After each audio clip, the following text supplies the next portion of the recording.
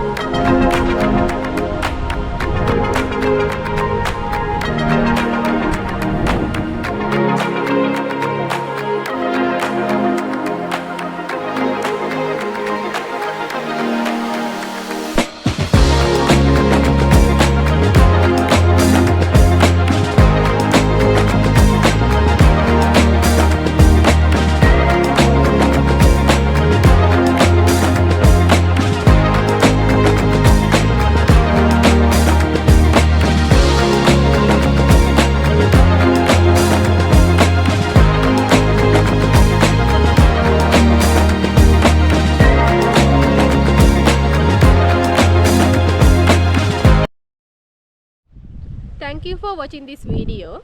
If you enjoyed this video, please give us a thumbs up and don't forget to subscribe our YouTube channel, and we'll see you in another travel video.